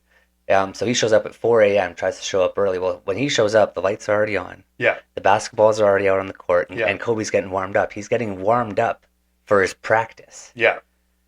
You know what I mean? And then he watches the whole practice, and he realizes that Kobe wasn't doing anything fancy. Yeah. He wasn't doing anything. He was practicing the basics. Yeah. And that's at the end of the practice, he says, "What's the trick?" He says, "The basics don't bore me." That's the thing, though. It's the reps. It's Putting in the reps. That's just Yeah. it. Yeah. It's just get used to doing the basics, but figure out how to do them really, really good. Yeah. And just become the best at one thing. And that's the other thing. Like one of my biggest things is like if you want to change something, just pick one habit. Mm. Pick one habit and get really good at that one habit, and then pick another thing. Yeah. Well, and that directly ties into not just weightlifting, but also like my martial arts journey as well. Yeah. Like there's the famous saying, I don't fear the man who's practiced 1,000 kicks. I fear the man who's practiced one kick 1,000 times. Yes. Like, and that was Yes. something my sensei, he'd just hammer that into me. He's like, you do this move? Okay. That was okay. Do it 10,000 times. Like that's literally, he would say that to us. I was like 10. Yeah. I'm like 10,000 times. No way. Well, now, I mean, like I just went back and had a grappling session with the guys at my old dojo. Yeah. And it's been years since I touched the mats, and I was crushing some dudes literally on stuff that I haven't trained properly in like 12 years. Yeah. I was like, whoa. It's like, this still works. Like those basics are hammered into my, like literally my physical body remembers these exact movements. I'm like, this is amazing. and it does. It still works. And that's the thing is that under pressure, you always revert back to your habits. Absolutely. And so that's why you need to build habits that serve you. Good habits. Absolutely. Yeah. And so that's this, you try this fancy thing once or twice. It's not going to be what you get put under pressure. You're going to revert back to the habit, not the fancy thing you just learned. There's a saying. Keep going. Yeah. And so that was another big thing that I was pointed to the last podcast that I had was don't get so hung up on the fancy stuff. Everybody's looking for their one big break or this one game-changing strategy that's going to take them from here to here. But it's little strategies compounded over time that get you from one spot to another. Absolutely. Yeah. So when you said under pressure, we revert to our original habits. Yes. This is something that spoke to me. It says, when we are tired, we are attacked by the ideas we conquered long ago. It's by Friedrich Nietzsche. Nice. I like that. And like that to me, because I mean, like, I've had my life fall apart and explode in such tremendous ways every, 4 or 5 years, or sometimes less over the last 10 years. Yeah. And those, the original coping habits, coping mechanisms from my early life, those always they're like, hey. Remember me? And I'm like, no, go away. Yeah. But it's like, if you're continuously putting in the reps, Yeah. making good decisions, building good habits, forcing yourself, bending your mind into the place it needs to be, yeah, you're going to do a lot better. And it's like every time I fail, I get back up better and faster. Yeah. Well, and you can, everybody thinks that habits are, especially my kids, stop chewing your nails. I can't, it's a habit. Break it. Everything can be broken. Break it. Yeah. Everything can be changed. Absolutely. Yeah. Well, and here's something else too. It's like spiritually speaking. Yeah. In the Bible, it says, be very careful what you say with your words, because your words have power. Yeah. Your ears don't always know that the words coming out of your mouth is wrong. Yeah. And like literally the other day, one of my friends spoke very ill about herself. And I was like, don't say that. Even if it's a joke, your ears don't know it's a joke. Your ears hear, I suck. Yeah. They don't hear things like, I'm amazing, I'm incredible, I can do this. It's like you have to give yourself those affirmations and put yourself in positions where you hear those affirmations. Those words have power. I will be successful. Yeah. I will fall down and I will get back up and I will be better next time. Like, those words are so powerful. The spoken word is huge, man. Do you know Massive. Jesse Itzler? I don't. Dude, I'm going to keep spitting guys that I'm going to give you a whole list of guys you're going to have to listen to after. That's homework. I'll do it. Jesse Itzler is a marathon runner. And those guys are nuts. Dude, guy's insane. He was doing this, it's called Last Man Standing, where you do I think it's a 5 or 6 mile lap. You've got an hour to do it. If you get it under an hour, you have that time to rest until your next lap. Oh, wow, that's brutal. And so you keep doing that until the last man standing. And Jesse kept getting stuck at mile 87. Couldn't get past it. And so he read about this guy who had no previous training. He was an Army Navy guy who had, like, you look at his picture and he'd clearly seen things that, like, nobody wants to see. This Yeah. dude looks intense. He's got a beard. He's from Georgia. You know, he's got an accent and everything. The dude's insane. But he entered a marathon and he 10x'd his last race simply by saying out loud consistently over and over and over again. Every time he was asked how he felt, he'd say, "I feel outstanding." Yeah. Every single time. And his PR was 15 miles. The guy did 56 miles his next race just by simply telling himself, "I feel outstanding." Yeah. And Jesse thought, there's no possible way you can 10x your PR Yeah. just by telling yourself you feel a type of way. Mm-hmm. And so he hired this guy. Yeah. And he coached him, and same deal. They're running, and he went through, and the guy basically just watched him run for 3 days until finally he said, "Okay, here's the game plan." He said, "I'm going to run this with you. But every time you feel like quitting, I'm going to ask you how you feel, and you're going to tell me that you feel outstanding. You're going to say it out loud, and you're going to say it with conviction." And he did, and he broke that mile 87. And so last man standing comes around, and again, this guy's running the thing with him. And Jesse starts walking, and Buddy could tell that, like, the end was near, let's say, you know what I mean? Like, he doesn't have a lot left in him. Yeah. And so he looks at him and goes, "Jesse, you want to know something crazy, man?" Jesse goes, "What?" He's like, "It's the craziest thing. I can't explain it myself. It's bananas. Doesn't make any sense." Jesse goes, "What is it?" He goes, "Craziest thing, man, I don't get tired." Jesse's like, "Shut up. I don't have time for this right now. I do not." He's like, No. It's real, man. Yeah. I don't get tired." Yeah. And they're like, they're at mile, they're almost at mile 100 at this point. He's like, "It's serious, man. I don't get tired." Yeah. He's like, "I want you to say it." He's like, "Okay, man, okay. He's like, "I don't get tired." He's like, no, man. I want you to really say it." From He's the like, chest. Yeah, he's like, okay. I don't get tired. He's like, "When we get to that next station and we have a rest, I want you to tell them the crazy thing that you just learned. That you don't get." He's like, "Okay." So he gets to the next station and they're like, hey, how you guys feeling? Jesse goes, "Look, I got to tell you something. And this might sound crazy." And she's like, "What?" And he goes, "Look, me and my friend here, we don't get tired." Yeah. And what it did was that it shook everybody who heard that, because everybody else is fucking tired. Mm-hmm. And so to hear them come across and hit that rest stop at mile 87, 86, 89, whatever it was, and hear that they don't get tired. Mm-hmm. You know how fast everybody else quit? Yeah.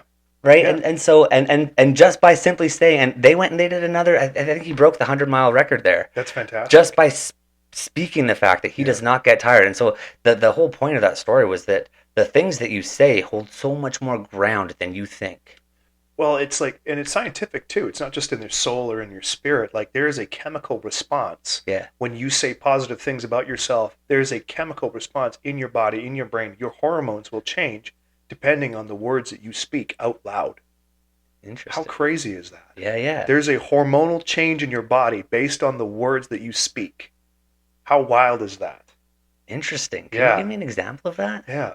One of them is serotonin. Okay. If you smile, even if it's a forced smile, dopamine and serotonin, they will be built in your body. Yeah. If you continuously say positive things about yourself, you will get serotonin, you will get dopamine. If you say negative things about yourself, your body has a stress response. Interesting. Yeah. Yeah. Stress hormone will be built in your body if you are out loud saying stressful things about yourself. Yeah. It's wild. See, that's funny. You just threw science into the morning affirmations. Everybody says you got to have your morning affirmations. Yeah. And so many people think that their lives are not going to change by waking up and simply saying, 5 or 6 key sentences. And no, it might not. But shit, it's a start. It is a start. And the thing is like, if you put enough drops in the bucket, eventually you get a bucket full of water. Yeah. If you put enough bricks on top of each other, eventually you get a house. It's like one brick. It's like 6 inches long. Yeah. It's a tiny little thing. You keep stacking bricks, you'll build a house. Yeah. It's like one brick at a time. That's, I always tell people, one brick at a time. Yeah, and that's, so many people want such a fast response. Like, they want the trophies, but they want to take the time to hit the track. Yeah. 8 years. Yeah. I've been competing in this sport for 8 years. I finally hold my trophy. Yeah, man. Congratulations. That is a big one, dude. Because I know that was a goal for a long time, and you worked your ass off. I mean, you basically founded the entire Caribou Strongest. Yeah. Which is now, it's like part of the federation. Yeah, it's in the circuit, and it's like insane. This year we're running BC Provincials in Williams Lake as part of the Caribou Show. Yeah. Nice job, The man. biggest show in BC, Strongman Corp, is held in Williams Lake. That's insane. Like, Yeah, yeah. like Which is not only insane for the sport, but insane for Williams Lake too, man. Because Williams Lake does not get put on the map for much, no, no, and so you're doing a big thing, yeah, I'm but it's trying. taking a lot of time. Oh, it's well, and that's the thing: time, reps, Yeah, consistency, telling myself I can do it. yeah. Because for years I was the only person saying yes, I can. Well, yeah. It You know, sounds crazy until it's done. exactly, literally Yeah, exactly. Like yeah, it yeah, sounds insane yeah, until something is done, and if I just keep telling myself I will win, I yeah, will be the best, I will have success in this, yeah, it'll happen. You know, yeah. like It's that no sense of failure is not an option. it never has been. Yeah. And I mean, like, and that's coming from someone who's failed more than probably 90% of the people in this still silly town. So, Yeah, but small fails to get to that incremental win. You know what I mean? yeah, Like absolutely. I'll lose the fight if I know I'm going to win the war. That's a big one, you know? Yeah, Like at BC Provincials this year, I went into it knowing mathematically I was almost definitely going to lose. yeah, And I did lose. But I went in with the mentality of winning. I made some mistakes, and then there were some outside factors outside of my control that were really kind of held me back, and I lost Provincials. yeah, And I was like, Nationals is a much bigger show. It's a much more intense show. The level of competition is way higher. My chances of winning that are so much higher because of the circumstances surrounding it. yeah, And then those circumstances exploded anyway, and I yeah, still won yeah, it. So, yeah, like, yeah, it was a wild thing. Sometimes, and I knew it. I was like, I'm going to go to provincials. I'm most likely going to lose. yeah, But 6 weeks out, I'm going to win everything. Mathematically, until that 6 weeks hits, I'm looking at all the mathematical facts of this event is bad for me. This person's better than me at this. yeah, This person will probably get me points on this. 6 weeks out, nothing matters. Math doesn't matter. I'm yeah, going yeah. to win. I will win every event.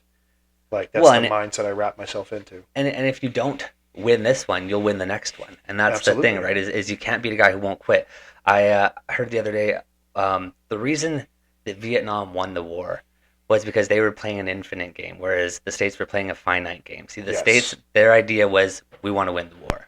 That was the whole goal. Yeah. Vietnam's goal was we just want to survive and keep fighting. Yeah. We'll be here when you're gone. Yes, Mm-hmm. exactly that. Whereas if the goal is just to survive and keep fighting, and your goal is to win the fight, that you're never going to beat this guy. That's the thing, and I've said that to a lot of guys because like they'll show up in the sport, great genetics. Yeah, They'll just kill it. They'll be way better than me within a year or two, yeah, and then they're gone. It's like so either they win something and then they go to a high level show where they get hurt, or yeah, they get hurt along the way, yeah, or like and for me it's like I've had a few injuries. I've rehabbed all of them. I've come back stronger. yeah, They'll abuse their bodies, whether it's through alcohol or drugs or other things, and they'll end up destroying themselves that way. Mentally, they'll lose it. They'll lose the hunger. They'll lose the yeah. drive. They quit. They lose too many times. They quit. So what keeps you so driven? How do you keep, even if you take a win, like what keeps you so motivated for the next? Um, Where does your lack of satisfaction come from? uh, Stuff that I got to work through in therapy for starters. Yeah, There's like something deep inside of me that just yearns for more, yeah, which is simultaneously good and bad. yeah, There's balance to everything, right? for sure. I'm working hard to find the balance because Yeah, on one hand, I'm like I have this deep hunger for more yeah, all the time, which is an all-consuming thing that can be very positive or very negative. yeah, Power is power; it can be used for good or evil. yes, Um, and on the other hand, there is also just like I have a great drive since I was very young to be a superhero. yeah, It's yes, like that's right.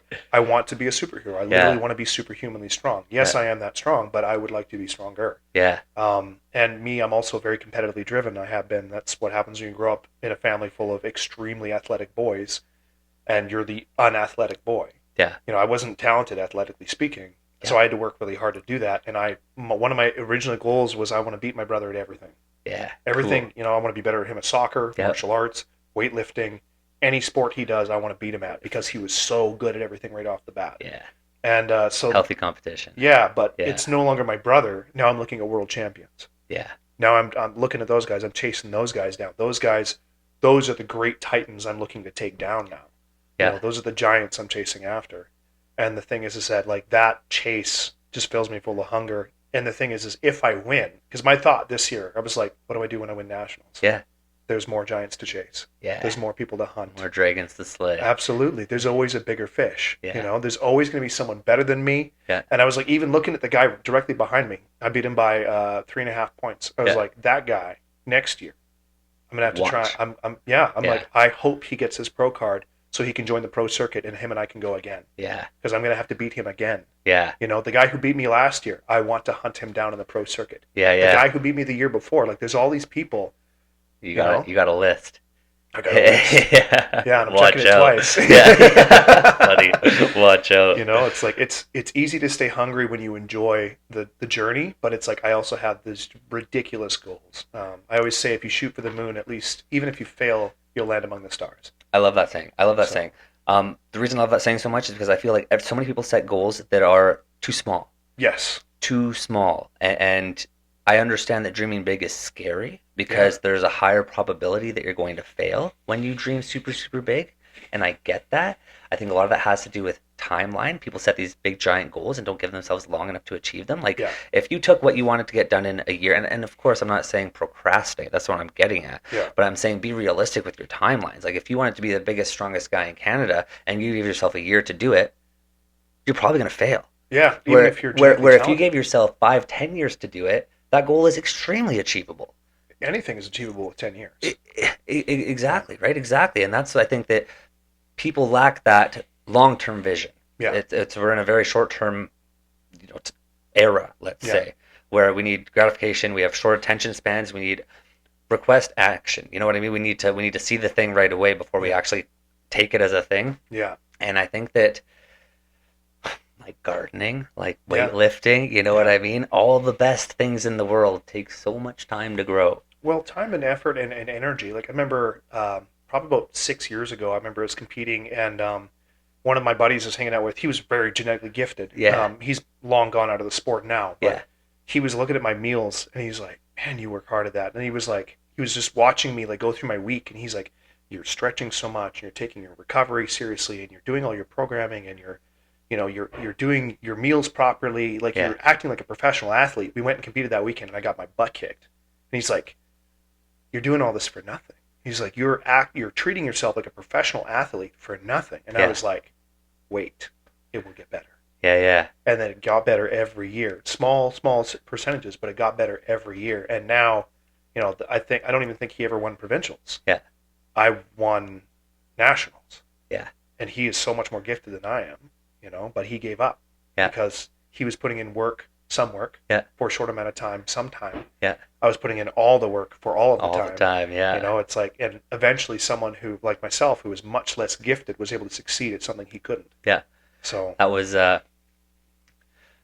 we'll end things up here pretty quick here, but I got another story about a boy and a horse for you. Yes. And this comes out of a book. I think the book is called A Mole, a Fox, a Boy, and a Horse. Okay. I can't remember who it's by. Anyways, great book. Boy and a horse out of a really thick forest. Yeah. And boy looks at the horse and boy says, I have no way. I can't see the end. Can't see the way out. I cannot see the way out. And the horse goes, can you see your next step? Yeah. The boy goes, yes. He said, then just take that. Mm-hmm. And at small little steps get you to the end. And that's the thing, is you don't need to always know what the end goal is. Because lots of times I found this, especially in the past, I don't know, let's say 12 weeks, I'm on a bit of this journey where I don't necessarily know what the goal is. Yeah.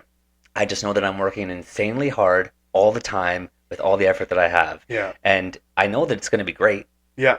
I know that. I just haven't quite chiseled out what the end goal even looks like. Mm-hmm. And so I'm just taking one step at a time. Yeah. That's all you can do. Yeah. That's all you can do. Yeah. It's funny because that correlates directly to something that was said in the Bible. Yeah. It says the Lord is a lamp upon your feet or a light upon your path. But it's like basically that when you break down the translation from like ancient Sumerian, it's like you're direct where you're stepping right now, you can see, but you can't see over there. Yeah. So it's like you have to step in faith, walk in faith that you are going to be successful down the road, even though you can't see it. It's funny how many of these famous quotes revert back to the Bible. It's funny because like as I was saying earlier before we even started this thing, like Yeah. I love to correlate like ancient mythology, the Yeah. Bible, archaeology, history, Yeah. pseudo history for those who maybe don't believe everything they're reading. Yeah. But it's like there are so many cross references, and I've told people like non-religious people, I'm like, if you read the Bible strictly as like an informational book, Yeah. you're going to learn a lot about life and a lot about humanity. Yeah. Human nature never changes. Yeah. Like we're the same as we were 10,000 years ago.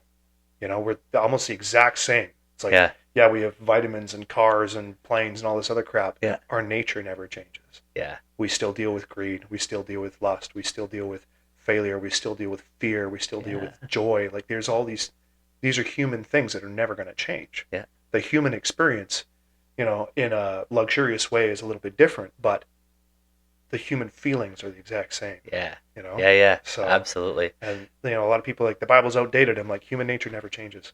Those rules still apply. Big time, man. Yeah, absolutely. 100%.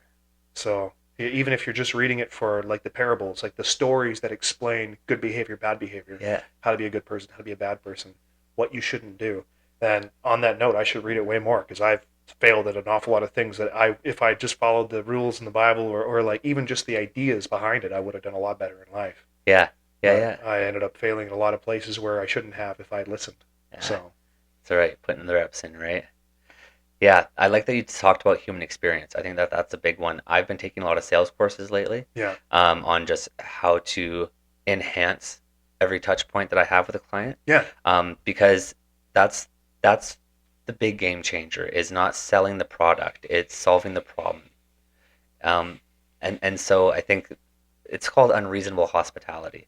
oh, It interesting. is the idea behind it, where it's elevating every single touch point, and it's exactly that. It's focusing on the human experience rather than the product. So for me personally, I sell houses, Mm, and so most realtors think that when you walk into a house, their client wants you to know that it's got granite countertops and hardwood floors, and when the furnace was done, and when the hot water tank was done, and how old the roof is, and what kind of windows there are, and the plumbing and the yeah, wiring. And they spend so much time focused on the product that they lose the experience. yes, absolutely. And humans are programmed to remember an experience based on an emotion or however it is. Yeah, But they don't care whether you remembered it had granite. It's in the listing description. yeah, You know what I mean? They can look it up themselves. That yeah, information's not going to woo them, and it's not going to make them remember you. yeah. You'll be remembered by the experience you deliver. And so, again, I spent the past little bit honing in on how to enhance the human experience that I'm delivering. Yeah. And that maybe hasn't grown my client base, but it's solidified my client base to where now the clients Mm-hmm. that I have now are loyal clients because I haven't created such an experience for them that now they're more than likely going to refer me to 10 other of their friends because of the experience that I was able to deliver. Absolutely. They're Yeah. going to buy a house either way. Yeah. Might as well make it as memorable as possible. Yeah. No, I found that very much the same in personal training. Yeah. Like for me, it's like I know I'm a good personal trainer, Yeah. but I know there's better personal trainers. And I'll Yeah. even tell that to people. They'll be like, hey, in Strongman, who would you suggest as a personal trainer if not yourself? And I'm like, well, these three guys in Canada, I believe, are more qualified than me by a lot. Yeah. And they're like, okay, we're going to go with you anyway because we like you and we enjoy the experience. And like for me, it's like I try to like check in on my clients a lot. I try to check in on their mental health. I'm friends with them on like a human basis, Yeah. And it's like it's very important to me to be that because a lot of people are like, okay, I'm this robot that gives you programming and I check your videos and that's it. Yeah. It's like I would rather give a deeper experience. For And there sure. are guys who do that and they do it better than me for sure. And Yeah. I tell them this, but I mean like if someone likes me as a person, we get Yeah. along, I'm happy to work with them. Well, and you're going to do a better job. They're going to do a better job. Yeah, It's better for everybody. absolutely. But it's like it's about humanizing the experience. It's like I'm not just some robot that's kicking out programs, Yes, yes, So, and that's the thing is, so many people are so focused on operationalizing everything, yeah, and they forget that humans enjoy humans. absolutely. Yeah, Like there's human interaction. I'm like I understand a little bit because I am somewhat on the autism spectrum, but it's like I understand that like robotic need for like just mass amounts of like structure and everything. Yeah. But it's like then there needs to be the human part of it. there's paralysis by analysis. Absolutely. Yeah. Yes. Yeah, Yes. yeah. Well, I've seen that lots too. Yeah. Where I'll spend more time writing the list than I will doing the stuff on it. And by the time the day's over, I've maybe crossed one or two things off, but I've added another 15 Yeah. because that's just the way my brain works, right? Yeah. And at some point, I found time blocking really helps with that Okay. because I'll ping pong. Yeah. Or I've talked to my wife lots. Yeah. She's ADHD, Yeah. and she says that me and her have many of the same tendencies, or Yeah. mentally how we construct things. And so I'll either ping pong and I'll get 50 half of 50 chores done, Yeah. or I'll spend all day getting 50% of one chore done. And Yes. it'll never get done because I find ways to make it better or more perfect or add this to it. And so it's either one or the other. I'll have either 50 chores on the go and all of them are started, Mhm. none of them are done, Yeah. or vice versa. I've spent all my day on this one thing instead of just moving past it Yeah. and getting the other 49 things done. Yeah. And it's such a hard balance to. And so time blocking has been my thing, where no matter what, this is the hour I have to spend on this, and if I don't get it done in that hour, move on to the next thing. We'll hit it tomorrow. And it can't always work like that. I mean, if there's deadlines that you got to hit and stuff, but for the sure. most part, this is the time that I've allotted myself. I'm going to work as hard as I can for this specific period of time, Yeah. and then move on to the next thing. Absolutely. Otherwise, I'll just get trapped in this circle of Yeah. doing half things or doing nothing. Yeah. Yeah. Exactly. Yeah. Yeah, and I love that. Like coming from someone who's very ADHD, like for me, it's like especially when it comes to like cleaning the house. Yeah. You know, it's like I'm in this room and then I'm in that room and then I'm in that room and then I'm in that room. Yeah. Like if I just sit myself in one room, I'm like I can't leave until it's done. Yeah. Best thing for me. Oh yeah. Yeah. Yeah. Same deal. Yeah. I'll balance it out. Oh, time to have a shower, and then you go to grab a towel and realize there's no towels, and then okay, well I'll just start the laundry while Yeah. and then you get downstairs and realize that this needs to be done, and by the time you loop around, then the shower's been running for like 45 minutes because you forgot that was number one on the list, Yeah. and it's like, oh my goodness. Yeah. Yeah, but time management, like you said, like Yeah. time blocking is fantastic. Time management is so important. Yeah. And then sticking to it is so important because like we have better days, you know? Yep. There's good days and there's bad days. There's days when our mind is just out to lunch already. Yep. And you got to be like, hey, I'm going to take a hit today on my production, and that's okay. Yep. We're just going to do the best we can for today. Do our, like you said, your time blocking, and then move on till tomorrow. Yeah. As because we've been at it now for an hour and a half, went by fast. Oh wow. Yeah. Dude, sorry. No, it's okay. Hour and a half went by fast, man. Which I find is a good thing. If it goes by fast, that means that we've been hitting it hard. Oh, absolutely. Yeah, love it. As we kind of wind down here, I just kind of want to ask one last question. What is one of the best pieces of advice you feel that you've received? And maybe it doesn't have to be the best piece of advice because that's a pretty blanket statement, but maybe one of the most impactful. I would say it's probably my dad's. My dad's saying, he always said, go big or go home. Nice. And that was something that maybe sounds a little bit shallow, but it's like when I was playing soccer in high school, Yeah. I trained it 6 days a week. Yeah. I bought a soccer ball with my own money as a young high school kid. I think I was like 13 years old, and I trained soccer 6 times a week. Yeah. When I went to try out a triathlon at 13 years old, Yeah. I trained super, super hard for it because if you're going to do something, do it right. Go big or go home. Yeah. You know, when I was in martial arts and I decided I would like to do this seriously and get good at it, I went every practice that week, and I would study it when I got home. I bought books for it. I ended up getting books for it and like reading studies on it. Like, go big or go home. If you're going to do something, do it right. Yeah. Don't half-ass it. Don't half-ass it. Like Yeah. if something is worth your time, make it quality time. Yeah. So, And that's a big one, man, because time is like, well, wasted time is worse than wasted money. it's our currency. Yeah. It's the only currency we really truly have is time, and we don't know when it's going to run I was out. just going to say, only currency you have that you spend every day and have no much is in your account. Yeah, well, because like literally just the other day, like a close family member passed away. It was Yeah. completely unexpected. We had no idea it was going to happen. He Yeah. had no idea it was going to happen. He's gone. Like Yeah. that person's life is done. Yeah. And like it can happen to anybody. Puts it into perspective. Absolutely. It's Yeah. like we only have so much time. Yeah. So we have to make it count. That's a big one, man. I'm going to end it there. Tyson, thank you so much for sharing your story and your wisdom. Listeners, if you found value in this episode, don't forget to subscribe, leave a review, and share it with someone who needs to hear it. Until next time, keep growing.